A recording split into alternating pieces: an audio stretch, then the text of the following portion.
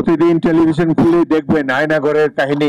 ইতিহাসের নিষ্ঠুরতম শাসক শেখ হাসিনা। এরকম বাংলাদেশ যে কখনো হবে আমরা চিন্তা করি নাই। 5ই আগস্টের গণ অভ্যুত্থানের পর দেশ কোন দিকে যাচ্ছে, প্রত্যেকটি দেশের প্রত্যেকটি মানুষের মনে নানান ধরনের বৈকল্য, চিন্তা ভাবনা, তারা যা চায় সেটি বাস্তবায়িত হবে কিনা এই নিয়ে রয়েছে নানা উৎকণ্ঠা।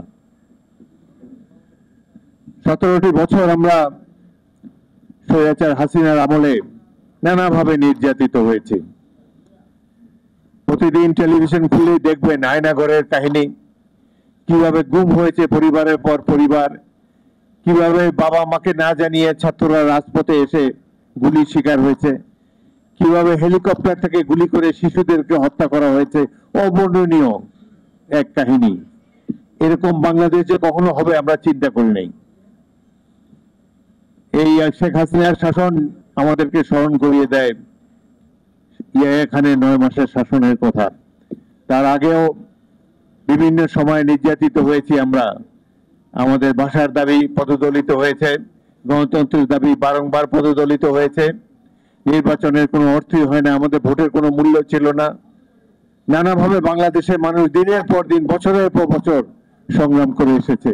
তারপর আমরা এখানে এসেছি।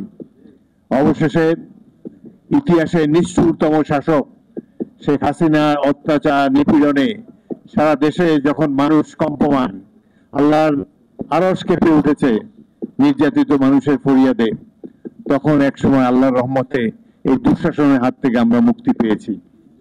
আমি কৃতজ্ঞতা জানাতে চাই ছাত্র, তরুণ এবং তাদের অভিভাবকদেরকে, যারা রাজনীতি না করলেও এই শেখ হাসিনাকে পদদলিত করার জন্য, তার এই দুঃশাসনের অবসান ঘটাবার জন্য রাজপথে নেমে এসেছিলেন। অকুত ভয়ে হাসিনার এই সঙ্গিনের মোকাবেলা করেছেন।